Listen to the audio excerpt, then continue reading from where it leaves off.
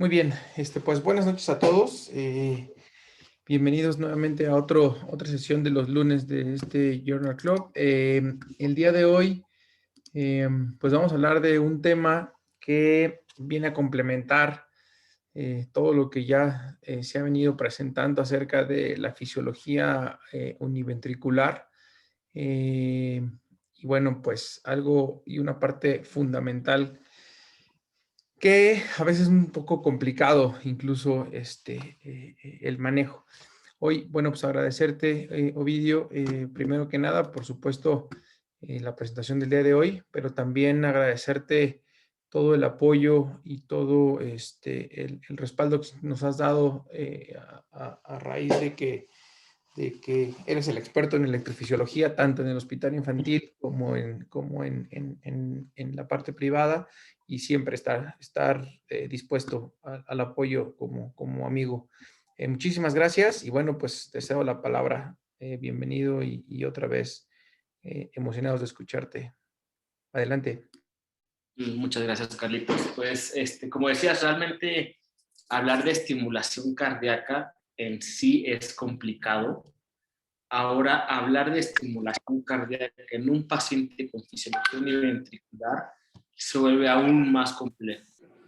La verdad es que no puedo seguir el mismo esquema que hemos estado revisando de analizar un artículo e irlos viendo, porque hay mucha información que tenemos para tan poco tiempo que podemos tener el día de hoy, ¿no? Entonces, tratar de hacerlo distinto. Estoy tocando varios artículos, tocando las características más importantes y tratando de que se entienda cómo funciona la estimulación cardíaca y cuál es el problema que nos enfrentamos.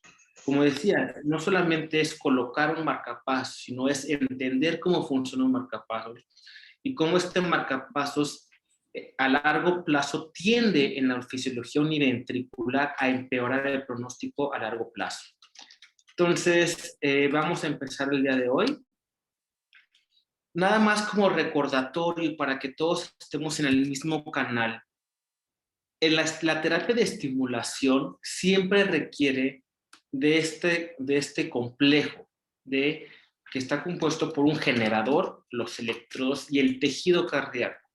Si alguno de estos tres componentes se altera, la terapia va a ser fallida.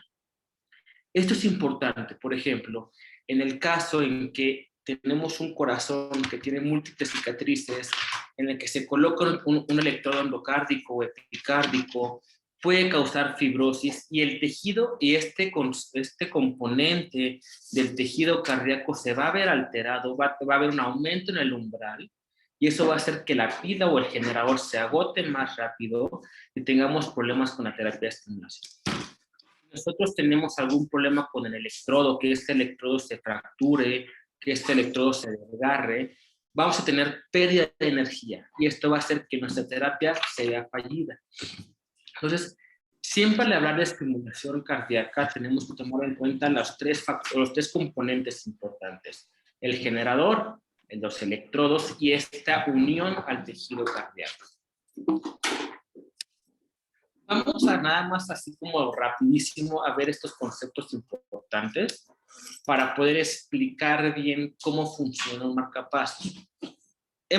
Todos estamos bueno, más que nada los cardiólogos o en este caso los cirujanos y algunos los electrofisiólogos obviamente estamos acostumbrados a estos conceptos, pero los hemos escuchado hablar o oír, pero no entendemos realmente qué es lo que significan. Entonces, cuando nosotros hablamos de un voltaje de salida, nos referimos a esta fuerza que se genera a través del generador cada impulso programado. Es la fuerza que se libera cada vez que tiene programado liberación de un impulso.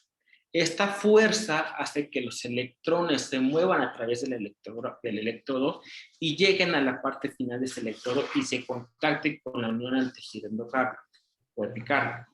El umbral es la energía mínima que se requiere para que el corazón o el tejido miocárdico se contraiga. Por otra parte, la impedancia es aquella o es aquella oposición que tenemos en contra del flujo de los electrones, es decir, está dada por toda la suma de resistencias que van a causar resistencias a este flujo de electrones que se van a dar por medio del voltaje de esa luz. Y la sensibilidad básicamente es la capacidad que tiene el marcapasos de ver qué es lo que está ocurriendo.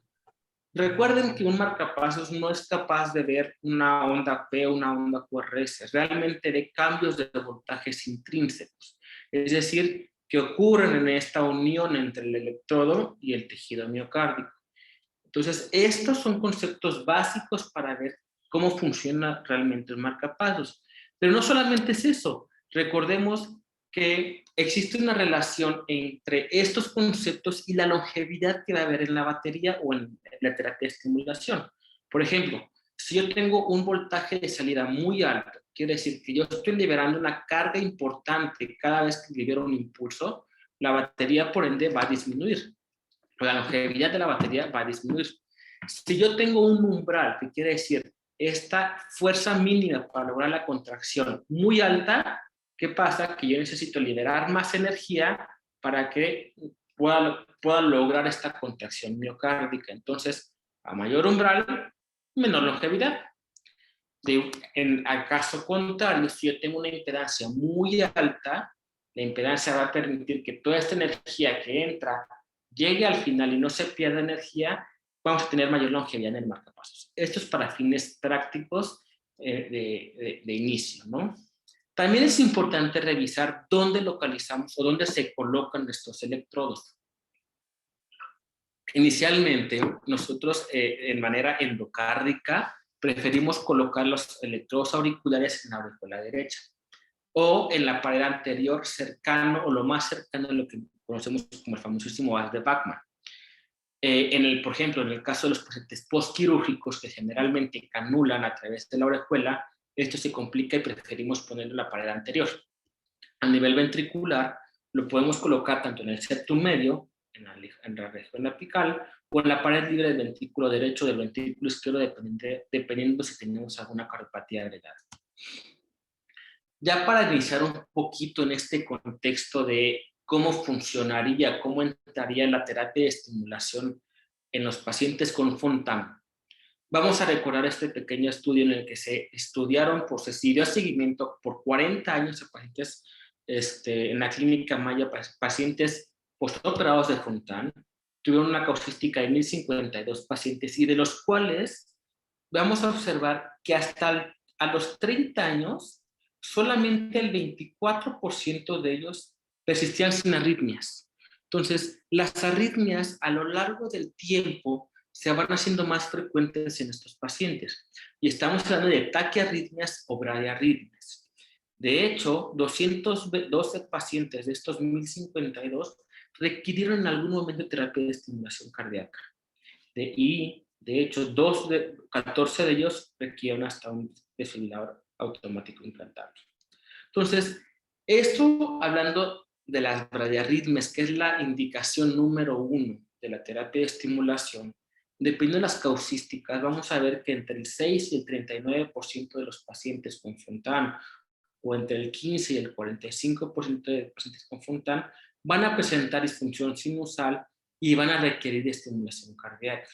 Por otra parte, el bloqueo AB completo o avanzado, que nos referimos a partir del segundo grado MOBIS 2 o avanzado, se representa entre el 20 y el 50%, depende de la causística, entre el 15 y el 45%. Siempre es más frecuente en toda la literatura la disfunción sinusal. Ahorita, ¿dónde nos encontramos?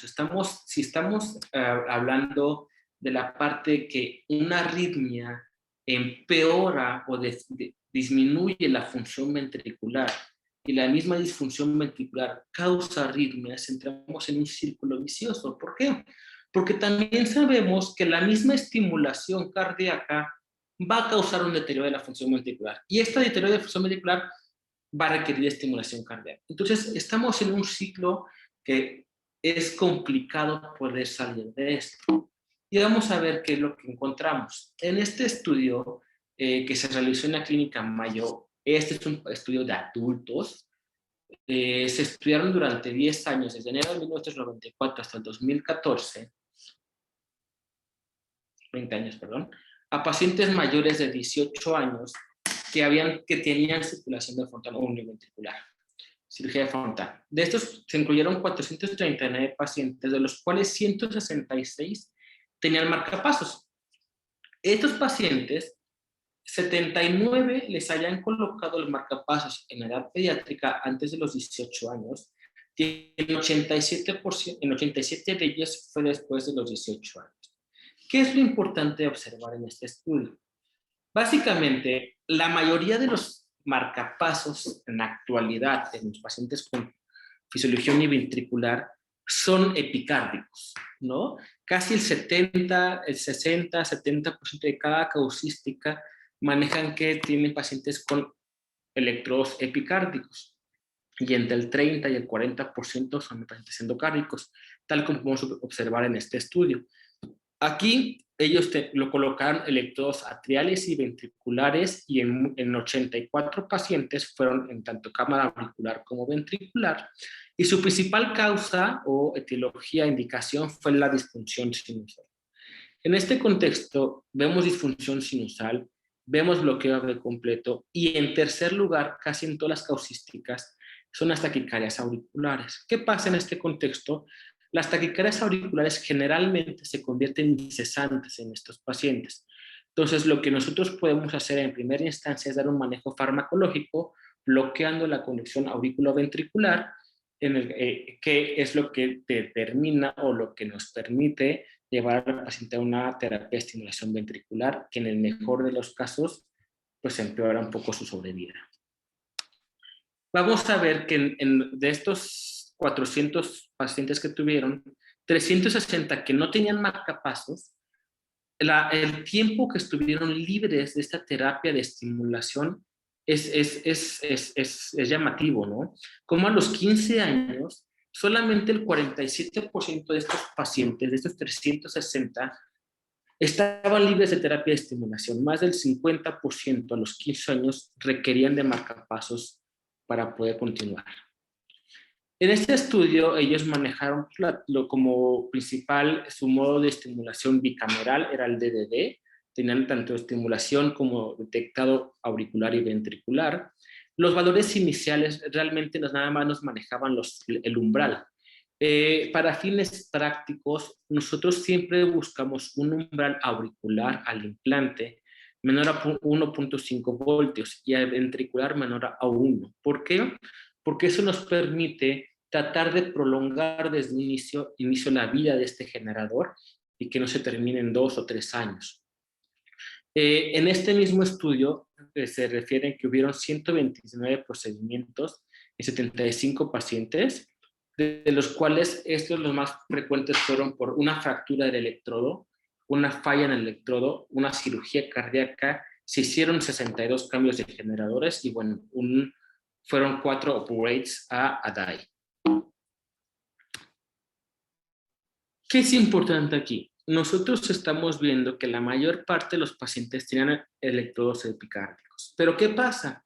Que se ha visto que el electrodo epicárdico representa una menor longevidad de la batería. Comparados los pacientes en este estudio entre los epicárdicos, que eran de 6.6 años la vida media del generador, contra los endocárdicos que llevan hasta 7.8 años de vida, es casi un año más.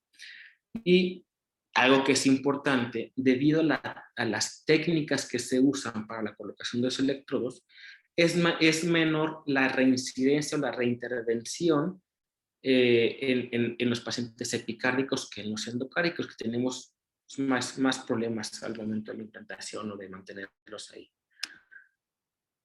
Básicamente, en este estudio, ¿qué es lo que refieren? Que los pacientes con estimulación cardíaca tuvieron 2.7 más de riesgo de requerir un trasplante cardíaco o de un desenlace fatal. Entonces, desde aquí empezamos a ver que si bien la terapia de estimulación se necesita en estos pacientes, realmente la sobrevida o la calidad de vida empieza a disminuir desde que empezamos a usar esta terapia. ¿Cuáles fue las conclusiones de este estudio? fue que más de un tercio de esta población con Fontan va a requerir en algún momento terapia de estimulación con un marcapasos, y que obviamente los electrodos epicárdicos estuvieron relacionados a más fracturas, pero no se encontraron ninguna complicación significativa. La batería, que es más longeva en los pacientes endocárdicos que en los pacientes con marcapasos epicárdicos. Las limitaciones, como todos los estudios que estamos viendo el día de hoy, todos son retrospectivos.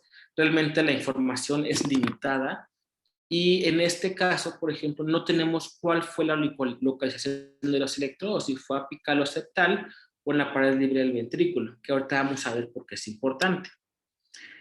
Otra cosa que como vamos a ir bajo la misma temática, ¿no? Ya hablamos de lo que muchos pacientes con Fontan requieren de terapia de estimulación. Ahora vamos a ver un poquito de realmente cuáles son los efectos de la estimulación ventricular. Este es un estudio que se llevó a cabo en la Universidad de Columbia, en Nueva York. Fue entre 1994 y el 2008, también en pacientes mayores de 18 años. Y en este estudio manejaban como punto de corte un porcentaje de estimulación a nivel del ventrículo más del 40%. ¿Qué quiere decir?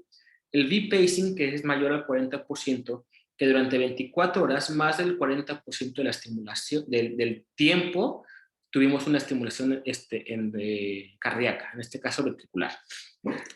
Obviamente en este estudio se excluyeron a los pacientes que tenían menos de un año de la colocación del marcapasos al inicio del estudio, y se reportaron 145 pacientes con Fontan, de los cuales 46% requieren de marcapasos.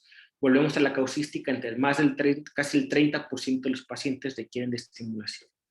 De estos 46, casi el 50%, 20 de ellos tuvieron más del 40% de estimulación. ¿Cuáles fueron las indicaciones? Nuevamente, la disfunción sinusal, segundo bloqueo AV completo. En este caso, la tercera indicación fue empírico durante la revisión quirúrgica, donde se mencionaban eventos de bloqueo AV paroxístico, pero no se tenía evidencia de los mismos.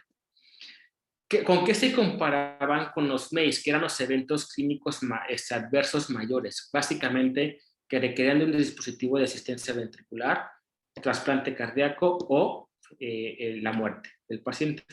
¿Qué encontraron? Casi que en los pacientes que tenían más del 40% de estimulación ventricular tenían consultas de seguimiento más frecuente por empeoramiento en la clase funcional, tenían mayor prevalencia de taquicardias auriculares o macroreentradas, lo que es flóter auricular, la clase funcional disminuía entre clase NIHA 3 o 4, tenían mayor uso de ARAS o de diuréticos de ASA, y de estos pacientes, 12 presentaron estos eventos mayores, con una incidencia acumulada del 60%.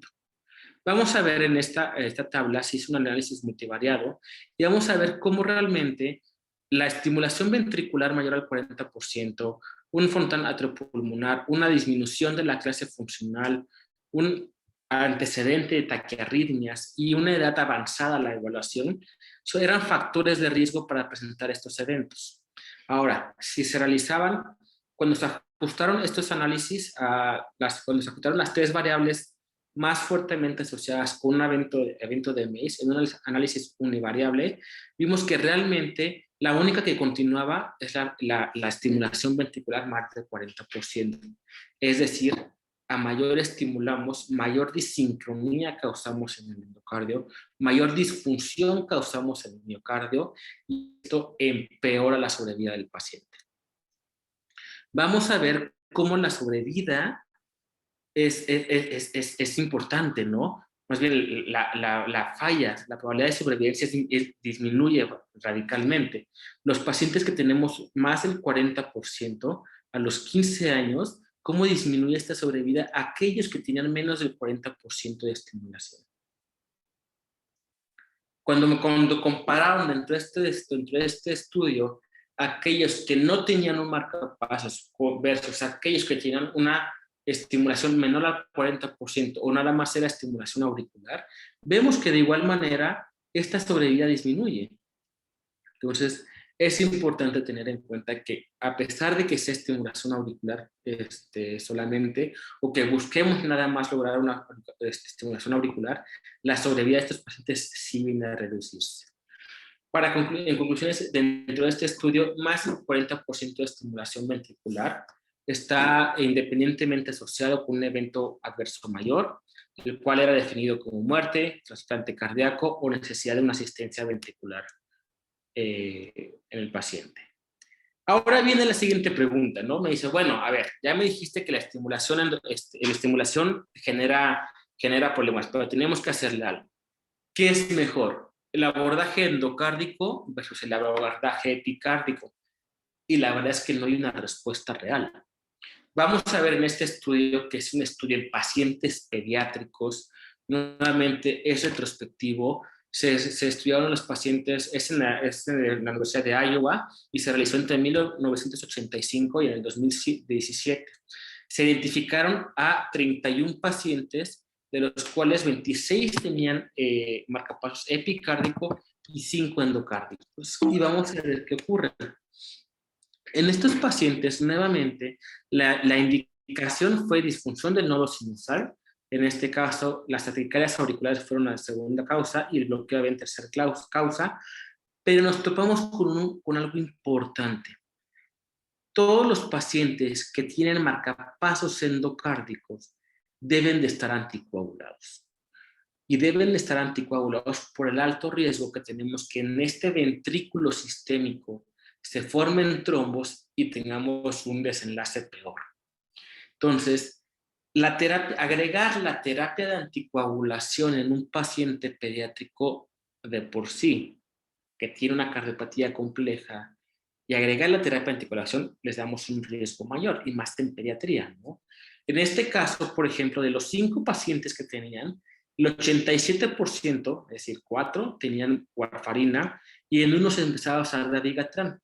La tendencia actualmente es tratar de colocar ya estos nuevos anticoagulantes orales en el área pediátrica, pero todavía no tenemos la información suficiente para hacerlo. Entonces, vamos a ver aquí, esta es una tabla desglosada de los pacientes que tuvieron marcapasos endocárdico, y vamos a ver que solamente uno, que era un síndrome en un velo hipoplásico, llegó a tener electrodo ventricular. Los otros 5 eran electrodos auriculares. Entonces, ¿qué es importante ver? Este paciente que tuvo electrodo ventricular era un paciente que no era candidato a estimulación epicárdica porque, según mencionó en el estudio, tenía múltiples cicatrices. Este paciente se encontraba con warfarina y en este caso él no presentó ningún evento de trombosis. Solamente se reportaron eventos de hematomas en el sitio de la bolsa del generador. Pero estamos con el contexto de que, si bien es difícil lograr entrar a través de una fenestra, llegar, colocar el electrodo ventricular, ahora tenemos que agregar el problema de la anticoagulación en nuestros pacientes. En este estudio se mostró una tendencia hacia un rendimiento superior del cable y una mayor longevidad del marcapasos transvenoso en comparación con los epicárdicos, tal y como vemos acá. El marcapasos transvenoso tenía un mejor rendimiento en comparación con los epicárdicos, pero en este estudio no reportaron ningún evento tromboembólico, y eso no es nada consistente con los reportes que tenían más que nada hechos en adultos, ¿no? Entonces, eso sí era como una limitante. ¿Por qué? Porque fueron muy pocos pacientes con estimulación endocárdica. Básicamente ahorita ya les dije, ok, si es una terapia que se tenga que usar, no nos va tan bien, es algo complicado. Entre el endocárdico y el epicárdico, ¿qué preferimos? Pues bueno, esta es una tabla comparativa que hice, en la cual vemos, el endocárdico pues realmente tiene un acceso difícil porque hay que pasar a través de la fenestra, pero no es imposible. El epicárdico pues se tiene que hacer a través de cirugía torácica. La sobrevida del paciente en las dos terapias disminuye. La longevidad es mayor en el endocárdico que en el epicárdico. En el endocárdico, pues realmente se requiere de un uso de anticoagulación. En el epicárdico se tiene que individualizar al paciente. ¿Cuáles son las fracturas, las complicaciones más frecuentes del endocárdico? Las fracturas del electrodo. En el epicárdico, el aumento dural secundario a fibrosis epicárdica. Entonces, estamos en un círculo en el que es complicado salir, ¿no?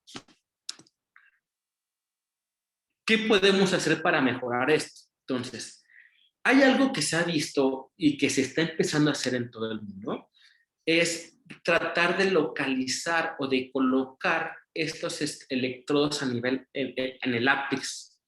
¿Para qué? Porque se ha visto que al colocarlos en el ápex, esta contracción ventricular no tiene tanta disincronía, entonces le va a mejorar a los pacientes. Y esto lo podemos ver en este estudio que se hizo en Japón, es en pacientes pediátricos, en pacientes con Fontan, en el que se clasificaron en 3 grupos a los pacientes. Grupo número 1, aquellos que tenían estimulación auricular. Grupo número 2, aquellos que tenían estimulación ventricular menor al 50%, y el grupo número 3, en aquellos que tenían más del 50%. En este grupo número 3, además, se dividió entre aquellos pacientes que tenían un electrodo en el ápex y en otros que no tienen el electrodo en cualquier parte que no fuese el ápex.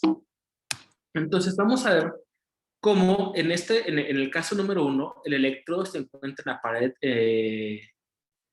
inferior del ventrículo sistémico, y en el segundo caso sí se encontraba en el ápex este electrodo epicárdico. Entonces, ¿qué es lo que hicieron en este estudio? Correlacionaron la tasa de supervivencia con los valores de péptido natriurético, el BNP.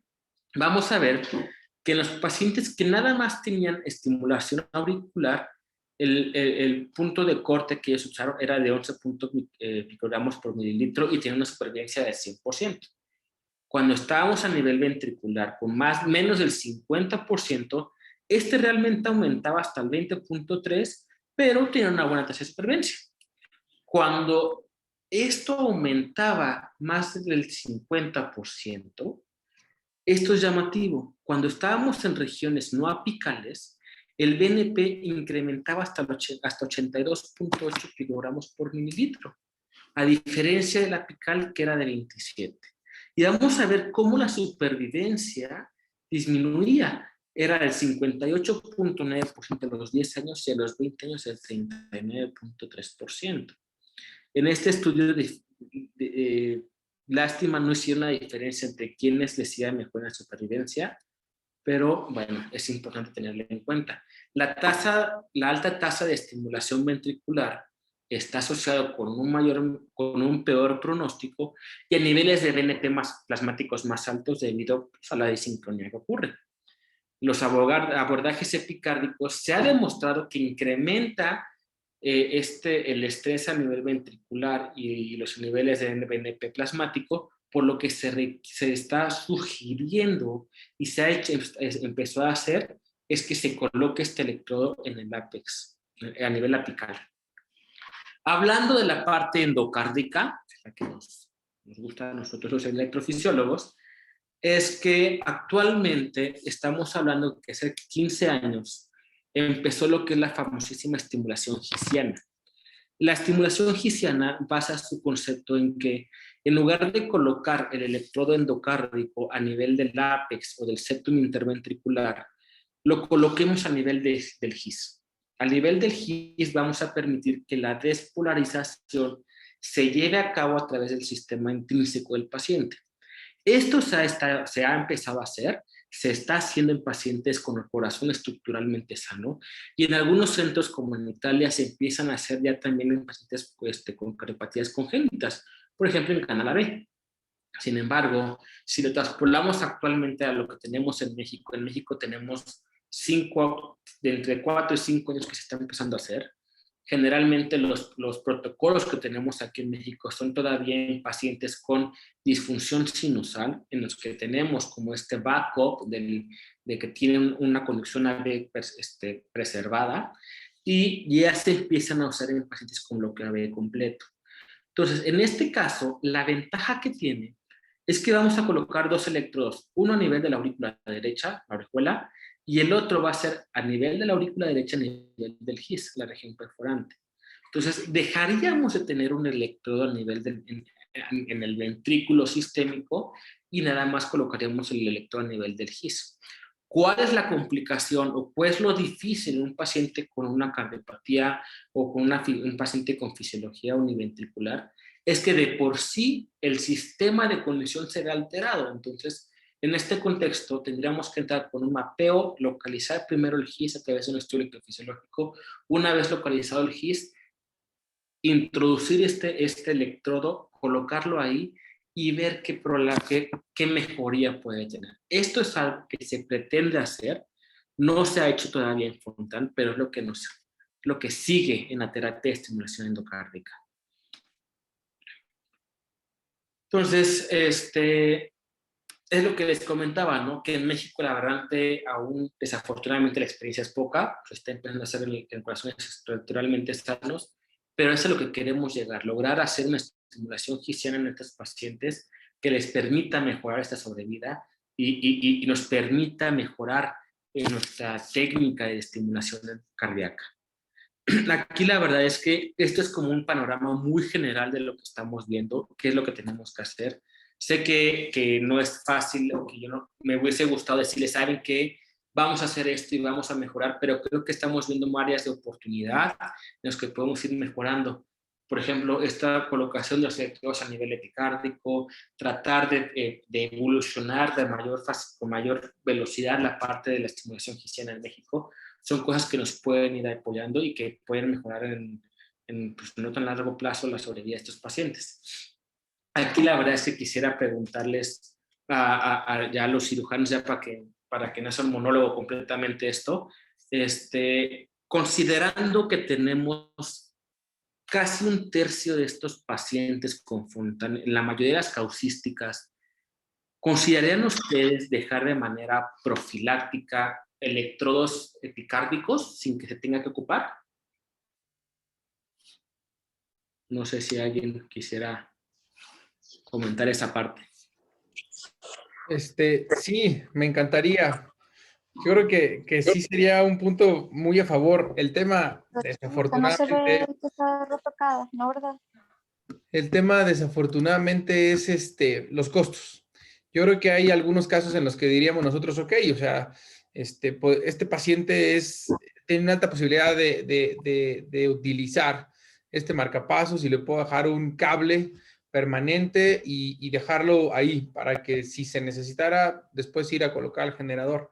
Creo que en primer mundo se hace, es muy frecuente y ya, vemos cómo va. Pero desafortunadamente, y eso nos estamos enfrentando todos los días nosotros, es el alto costo de estos electrodos. Y bueno, la experiencia, al menos en nuestro caso, de colocar electrodos apicales, nunca lo hemos hecho, pero creo que técnicamente en la cirugía de Fontan no sería tan complejo, aunque siempre, nunca vamos a despegar el Apex en una reintervención. Siempre nos guiamos y vamos directamente a disecar toda la parte derecha. A veces meterse para allá es un alto riesgo, pero creo que no podría ser, o sea, no debe ser más complicado que colocarlo como un epicárdico en una reintervención. Ese es mi punto de vista. Oye, yo creo que también podría tener que ver con la patología, ¿no? Porque a fin de cuentas, sabemos también que hay patologías de ventrículo único que tienden más a tener la necesidad o van a tender más a tener arritmias. Nosotros en México, que las casuísticas de Estados Unidos o de otros lados, en Japón tienen también mucha heterotaxia visceral. Entonces, yo creo que nosotros en México sí tenemos mucha heterotaxia visceral y sí son más fácilmente los que llegan a tener arritmias. La verdad es que, que estaría muy difícil tratar de tomar una decisión así, que todo paciente con Fontan le dejemos un electrodo epicárdico. Ahora, bueno, la pregunta es, cuando te refieres a electrodo epicárdico, es dejarlo en Apex, pues epicárdico, ya desde la edad que se haga el Fontan, y ya nada más por si se necesita, o o en la otra cosa, la otra pregunta, la experiencia en la colocación de electrodos apicales, si ese electrodo apical puede quedar endovenoso. porque yo más bien la otra cosa que he pensado es que los pacientes que tienen cirugía de Fontan, que van a requerir marcapasos, en un momento dado dejar de una u otra forma la facilidad de entrar al área ventricular ya por endovenoso. Entonces, yo creo que, claro, estoy saliéndome un poquito del contexto. En realidad son dos cosas, ¿no? Uno, dejar electrodo epicárdico. Dos, dejar electrodo apical. Y la pregunta es si ese electrodo apical tiene que ser endocárdico o epicárdico, ¿no? Realmente la cuestión endocárdica, lo que mencionaba es el uso de anticoagulación, ¿no? Entonces, eso, dejarlo de manera profiláctica por anticoagulación no creo que sea tan viable. Digo, definitivamente, como decía Carlos, en el primer mundo se hace epicárdico porque se tiene la facilidad, ¿no? En México es una posibilidad tenerlo en cuenta, no es tan viable y la verdad es que colocarlo endocárdico sí no creo que es una Opción. opción real por este tema de que tenemos más riesgo a trombosis, es anticoagular al paciente y le estamos dando más riesgo del que le deberíamos de dar. No, y además, digo, un electrodo de un marcapasos definitivo, pues no es delgadito, ¿no? Y en un niñito que le estés haciendo Fontan a los 4 o 6 años, pues tampoco es que le estés poniendo un electrodo muy, muy delgado. Ahora, dejarlo epicárdico después de hacer el Fontan, también o sea, lo dejas y cuando lo necesite ya ahí va a estar.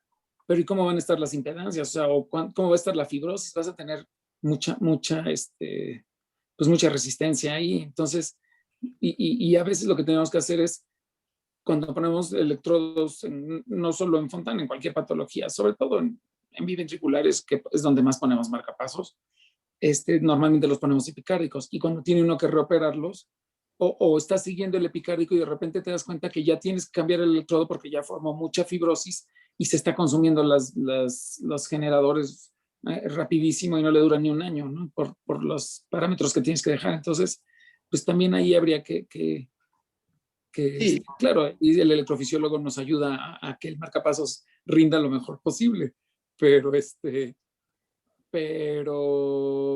pues bueno, no sé, como que hay un principio básico de que no hacer lo que no se necesita, ¿no?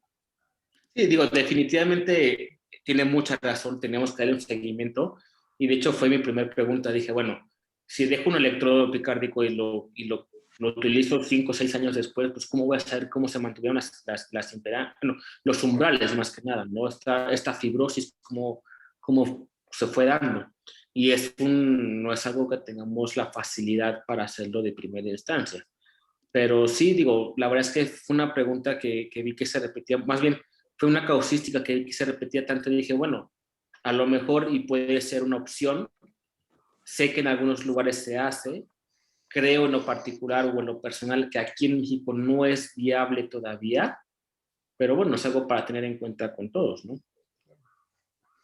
Nada más para que sepan, cada electrodo epicárdico cuesta como, ahorita, precios de ahorita, como 40,000 pesos, 40 y tantos mil pesos. Epicárdico definitivo, ¿no? ¿El electrodo? El puro electrodo cuesta más que el marcapasos.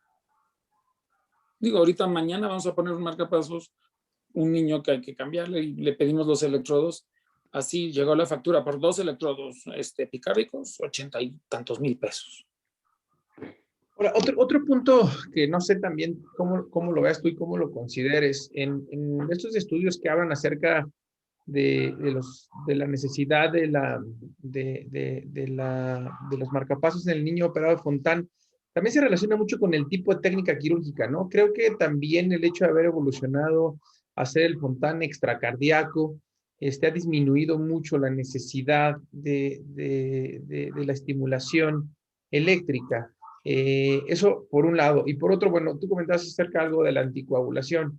La verdad es que, digo, sí es un factor importante, pero también hay muchos centros y nosotros hemos tenido casos de pacientes con Fontan que por alguna situación se tienen que ir anticoagulados, ¿no? Ya sea que tuvieron algunos sitios de trombosis, muchos, o sea, tampoco no es tan descabellado el pensar en que la anticoagulación es es un factor de riesgo porque hay muchos pacientes con Fontan que se llegan a ir con anticoagulación.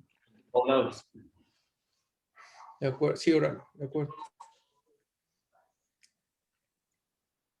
Sí, sí, sí, digo, pues es algo a tener en cuenta, ¿no? Realmente, y sí tienes mucha razón, definitivamente el cambio o la mejoría en las técnicas quirúrgicas han ido disminuyendo la incidencia de taquiarritmias postincisionales en el paciente con Fontan, y eso nos ha ayudado mucho, ¿no? Como vimos, actualmente las arritmias bajan a ser hasta el tercer punto, la tercera frecuencia más alta de pacientes que requieren estimulación en Fontan. Entonces, sí es definitivo que la mejoría del uso del tubo extracardíaco ha mejorado mucho la presencia de arritmias, pero vaya, algo que sí es muy común es la disfunción sinusal.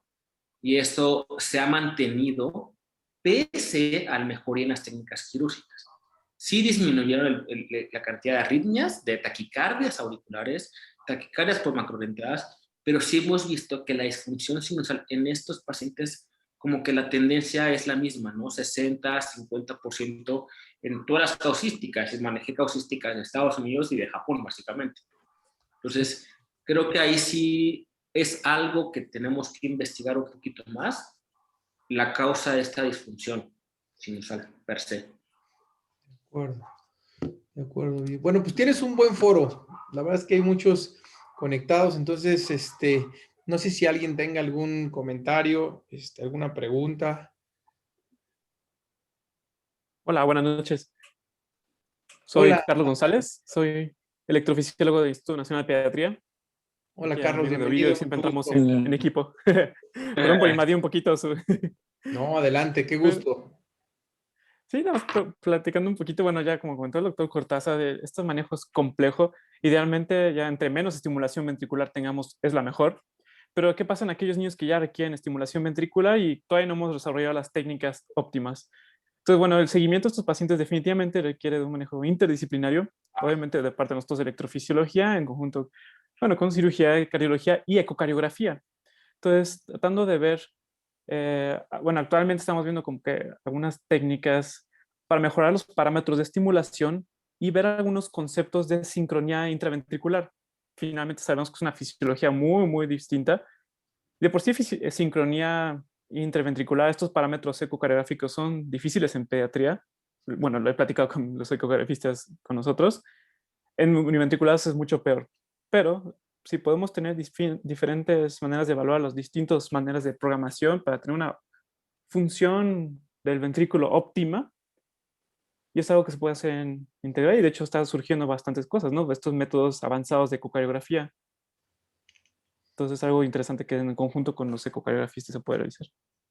Perfecto, perfecto, perfecto. Yo quería Sí, muy bien. ahorita digo, hacer como, y poner un punto en la mesa y una pregunta a lo mejor.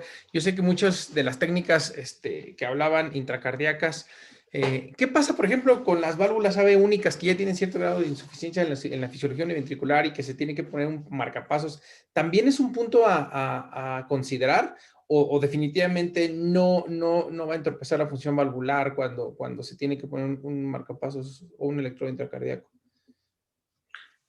Definitivamente la insuficiencia puede llegar a aumentar y de hecho, técnicamente hablando, es más complejo para nosotros lograr obtener o lograr colocar el electrodo durante el implante, por ejemplo, cuando tenemos mucha insuficiencia valvular, ¿no? De hecho, te voy a ser muy honesto, cuando tenemos un paciente que tiene insuficiencia valvular importante, colocamos el electrodo ventricular y es muy fácil que este electrodo se disloque y se venga. Entonces, de repente tengas el electrodo en aurícula. Entonces, técnicamente es difícil. En la válvula definitivamente empeoras ligeramente esta insuficiencia valvular, pero no es algo que no se pueda hacer ni que no se deba hacer.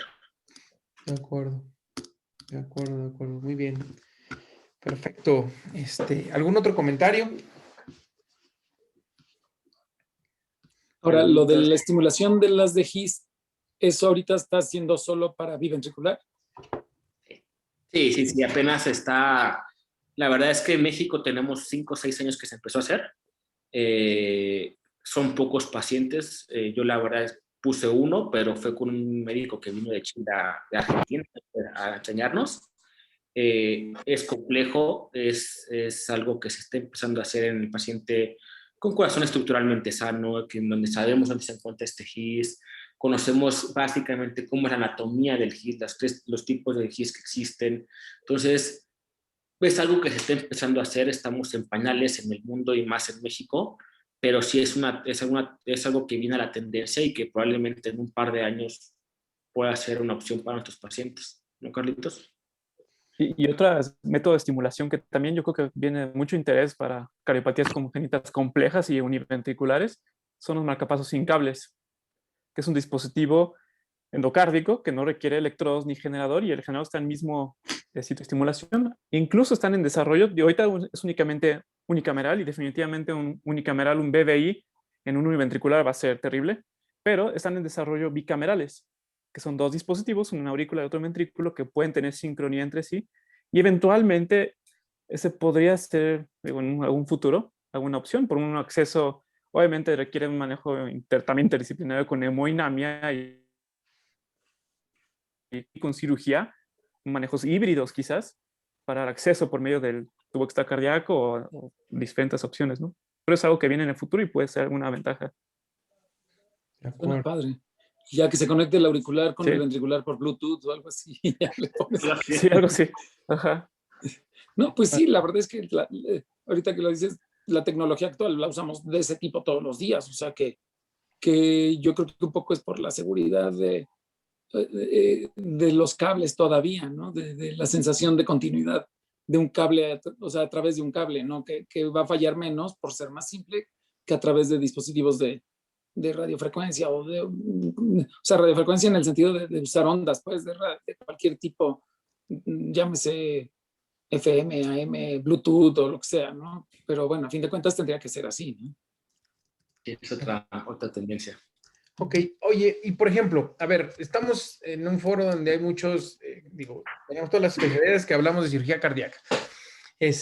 ¿Y qué pasa? A ver, yo tengo un paciente que operé de Fontán y ya hemos hablado en los diferentes foros que pues hay que hacerle a lo mejor una resonancia magnética para ver cómo está la función, y entonces necesita un cateterismo para ver si tengo que cerrar colaterales, y entonces lo tiene que ver gastro para ver si hay enteropatía de proteínas, y entonces la bronquitis plástica, etcétera. ¿Cuál es el seguimiento que se le debe de dar al paciente operado de Fontán, independientemente de que, bueno, vimos que en ese momento está bloqueado, etcétera? Bueno, ya, pero el posquirúrgico, ¿cuál es el seguimiento electrofisiológico que hay que dar al paciente operado de Fontán para determinar si está bien? ¿Qué le tengo que hacer? Si le tengo que hacer un electro, si le tengo que hacer un estudio electrofisiológico, si le tengo que hacer un Holter, y después de eso, cada cuánto lo voy a ver y cuándo espero yo a lo mejor que el ritmo se tenga que intervenir. Es buena pregunta. Y mira, justo fíjate que estuve revisando, no me acuerdo exactamente, creo que era en Japón, estaban investigando que con unos valores de Holter podrían, si estos valores de Holter que se llama el SDDM y el CDMA, que es básicamente la variabilidad de la frecuencia cardíaca, tenía una incidencia, o les podría dar una información para adelantarnos a qué pacientes pueden requerir estimulación endocárdica, estimulación cardíaca. En este estudio, realmente fueron muy pocos pacientes, no tiene una causística muy importante, por eso no lo quise poner dentro de la revisión del día de hoy. Pero, o sea, lo que mencionaban ahí, que ellos encontraron que puede haber una relación entre esta variabilidad de la frecuencia cardíaca y qué pacientes pueden llegar a tener alteraciones del ritmo. Insisto, es algo que no me gustaría profundizar mucho porque realmente no le encontré pues mucha información para sacarle más jugo, pero definitivamente en nuestra parte sí sería importante hacerles por lo menos un Holter anual, ver cómo se comporta la variabilidad de la frecuencia cardíaca, ver cómo se encuentran la conducción interventricular, la conducción AB, valorar realmente cómo está funcionando eléctricamente este corazón univentricular, más que un electro. Un electro nos da información rápida para el momento, pero con un Holter sí podemos complementar esto. Por lo menos lo sugeriría una vez al año, una vez cada año y medio, para tener estos pacientes bien monitorizados y ver en quiénes podemos tener algún riesgo. Si tú me dices, ¿sabes qué? Hazle o sea, no sé, el Holter te va a dar un valor exacto, realmente no tengo esa información y es algo que tenemos que ir mejorando. Existen estas posibilidades de que la variabilidad nos dé algo de información, pero es algo que tenemos que seguir mejorando, ¿no? No sé, Carlos, si tú tienes alguna otra... Sí, y un aspecto importante también es evaluar la respuesta cronotrópica. Entonces, aparte del Holter anual, que estoy completamente de acuerdo, también es nuestro protocolo en el instituto, tratamos de hacerle pruebas de esfuerzo anuales y caminata de 6 minutos para evaluar el esfuerzo máximo, viendo la respuesta cronotrópica, viendo algún patrón de disfunción o no sinusal que nos pueda sugerir algún riesgo. Y también la caminata de 6 minutos, que aparte nos da muchos valores sobre la saturación y la tolerancia, pero nos permite ver las actividades diarias. Entonces, aparte de ese seguimiento en el paciente con Fontan ya antecedente, ya adolescente o en pubertad, ese es el seguimiento que más nos sería ideal. Tener toda esta evaluación, además del Holter, que es fundamental. Perfecto. Claro, la caminata.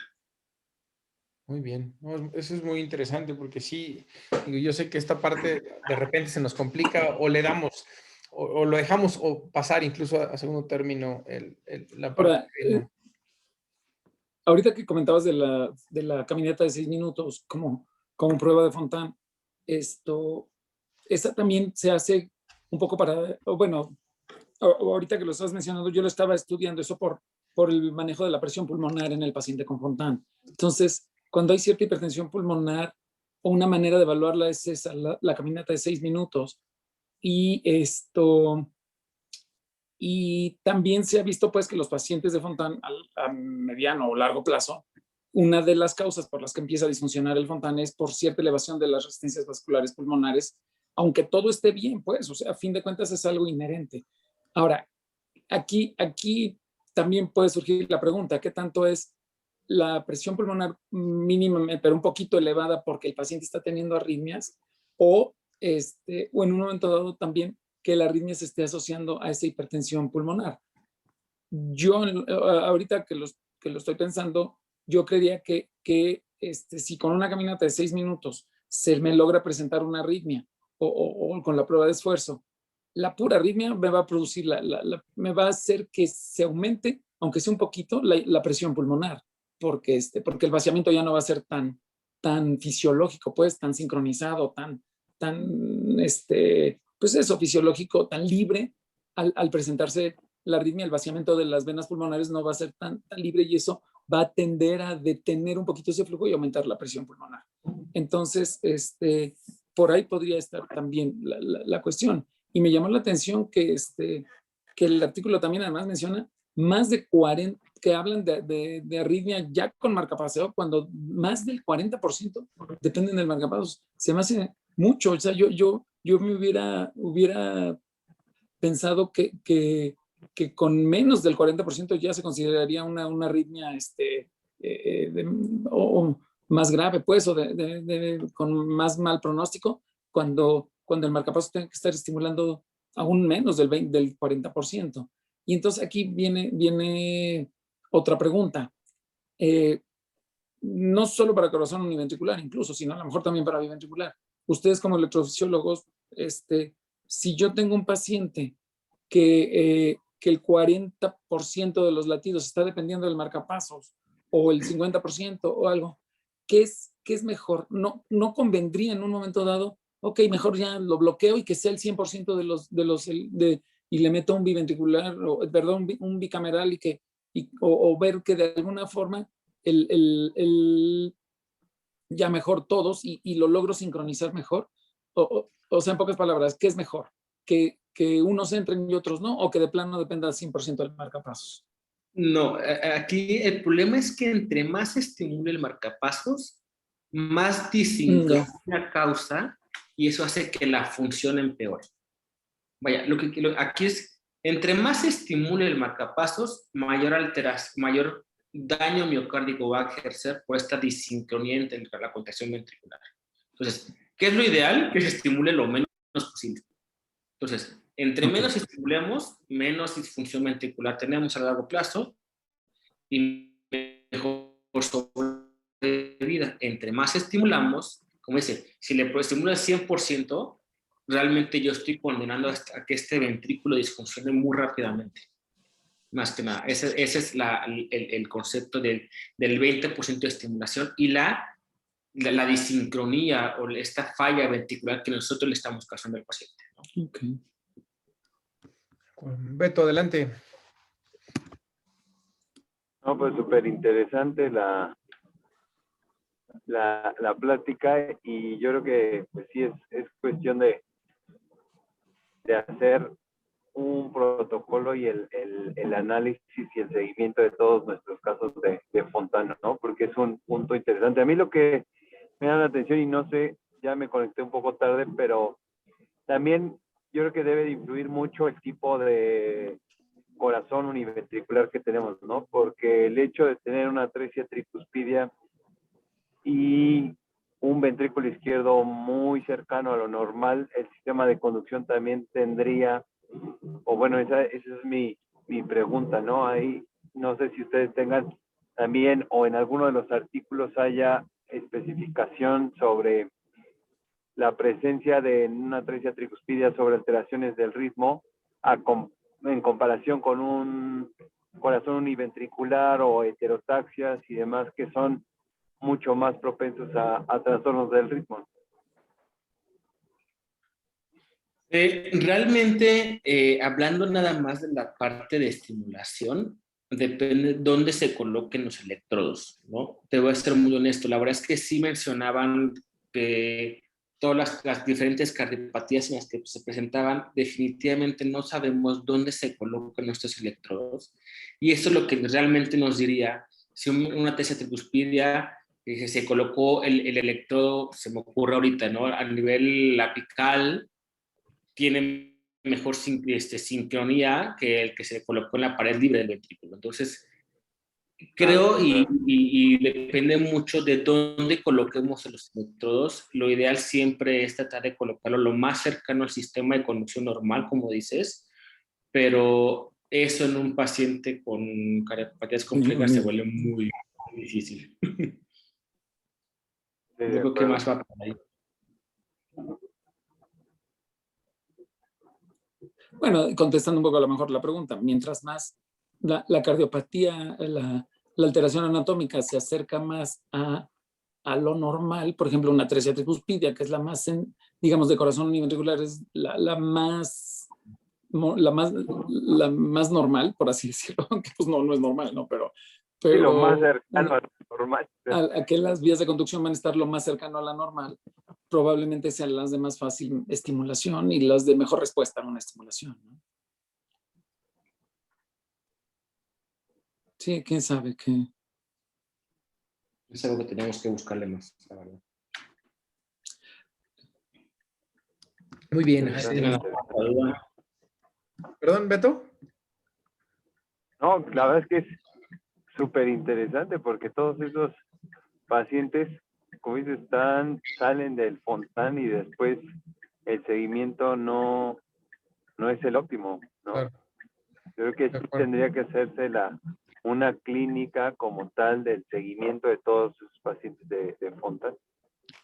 Sí, de acuerdo. Creo que ese protocolo es, y creo que con la casuística que nosotros tenemos, no es tan difícil de tratar de establecerlo, ¿no? O sea, el niño se opera de Fontana a tal edad le toca este estudio, después hay que mandarlo con electroficio, y luego la rezo, y luego ver gastro, y luego pedirle alfa-1 antitrypsina, etcétera, etcétera, etcétera, para poder identificar de manera oportuna e intervenir, ¿no? Para tener un mejor resultado. Súper, súper bueno. Y sí, creo que hoy nosotros y los centros en los que participan en la actualidad no suena tan difícil con la buena casuística que tenemos en el implementar ya un protocolo bien establecido. Pero bueno, eso otro de nuestros pendientes. Muy bien. ¿Alguna otra pregunta? Interinstitucional incluso. Sí, claro, Carlos. Mira, la verdad es que me da mucho gusto hoy que tú estés aquí y hemos puesto varios temas sobre la mesa. Gente, digo, la mayoría somos del hospital infantil y egresados pero hay mucha gente, incluso en otros países, que pudiéramos hacer algo muy bueno. Entonces siempre falta ahí nada más como el puntualizarlo para poder hacer algo grande. Pues muy bien, no sé si tengan alguna otra pregunta. Yo creo que, Adelante, doctor. no, Eduardo, pensando en los interinstitucionales, pues el problema es la infraestructura, ¿no? Que quién la tiene, ¿no? O sea, ¿quién ok, ya, ¿dónde le hago el estudio electrofisiológico? O dónde le puedo hacer la resonancia cardiológica en 4D, ¿no? Ahora que se usa. ¿En dónde puedo hacer cada cosa? Y ahí es donde, precisamente como interinstitucionales, nos tenemos que echar la mano, ¿no? O sea, yo le hago a tus pacientes de Fontán tal estudio o les sigo esto o les mido de tal o cual forma la presión pulmonar y tú mídeme a los míos tal o cual cosa, ¿no? Y probablemente en el seguimiento de los pacientes de Fontán, ok, sí, todo esto es muy importante, pero bueno, tenemos que empezar por protocolizar, como dice Carlos, qué lista de cotejo voy a tener que estar, un protocolo a tal año, a los tantos meses de Fontán tengo que ya hacer un tal cosa, y no desecharlos, o sea, no porque, no, ¿cómo les diré? No despreciar o menospreciar los estudios básicos, ¿no? Podemos hacer estudios básicos desde albúmina para ver cómo van las proteínas, en un electrocardiograma vulgaris cada vez que vaya a consulta, y no sé, la caminata de 6 minutos también se puede hacer fácilmente, ¿no? Lo pongo a dar vueltas alrededor del hospital y qué sé yo. Entonces, si partimos de lo básico, a partir de ahí yo creo que de todos modos podemos empezar a llegar a lo más complejo, ¿no? Pero bueno, habría que, alguien tiene que aventar la primera piedra, ¿no?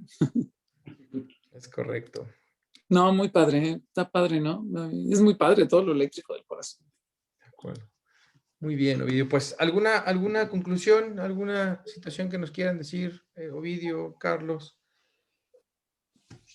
No, pues realmente es un tema bastante complejo. Creo que nos falta mejorar mucho, como dicen los protocolos de seguimiento de paciente con Fontán.